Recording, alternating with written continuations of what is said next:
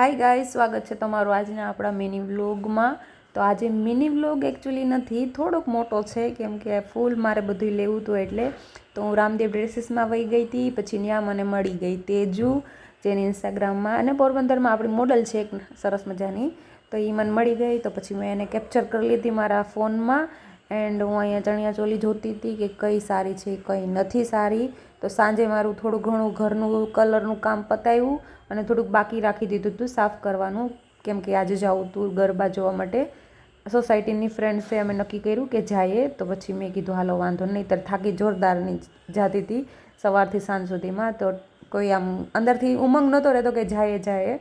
તો મેં સરસ મજાની તૈયાર થઈ ગઈ છે અહીંયા, અને આ પર્પલ કલરના મેં ચણિયા ચોલી પહેર્યા જ. મને કેવા લાગે છે જરૂરથી કહેજો કે કેવા લાગે છે.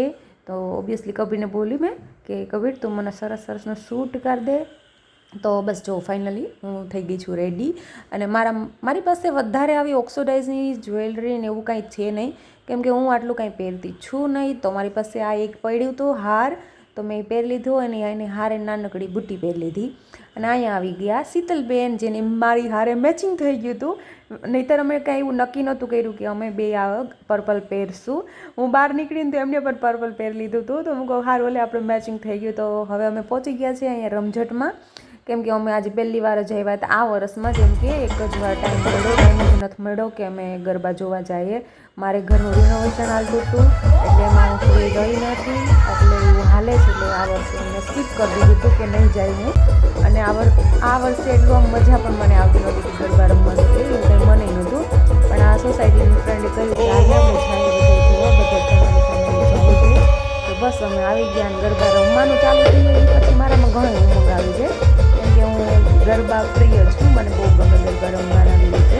તો બસ જો મસ્ત રેમાં, અને જોરદારની ગરમી, બહુ જ ગરમી હતી એટલી બધી કે હું થોડીક વાર ઊભી રહી ગઈ અને હારો લઈ લીધો ફોન કે હાલો બધાને આપણે થોડોક ફોનમાં લઈ લઈએ. અને પોરબંદરની ગરબી 3-4 થાય છે, ચોપાટી રમઝટ છે, ભવનાથ છે, લીઓ છે, પછી ઘણી 2-3 છે, જેનું મને નામ નથી આવડતું.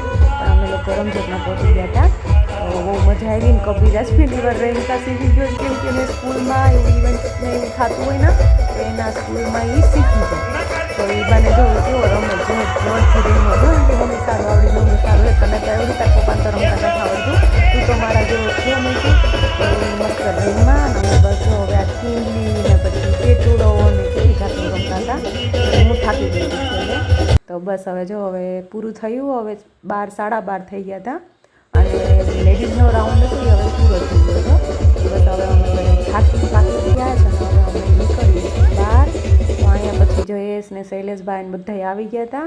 તો અમે બસ હવે થોડીક વાર બેઠા ને એવી રીતે થોડોક પોરો ખાધો, થોડાક ફોટોઝ પાડ્યા, થોડીક રીલ બનાવી, થોડાક વિડીયોઝ બનાવ્યા. અને અહીંયા મને છે ને કહેતી હતી રેખા કે તમે આવી રીતે આમ ફરો, પછી એમાં ગીત રાખો સરસ મજાનો. તો હું શોર્ટ લીધા ના તો એમાં અથડામણ થઈ ઘણા યારે, કેટલું આમ નો હરખું મેળ પડ્યું, પણ ફાઇનલી સરસ મસ્ત બની ગઈ હતી. તો એ હું તમને બતાવીશ મારા ઇન્સ્ટાગ્રામ આઈડીમાં છે.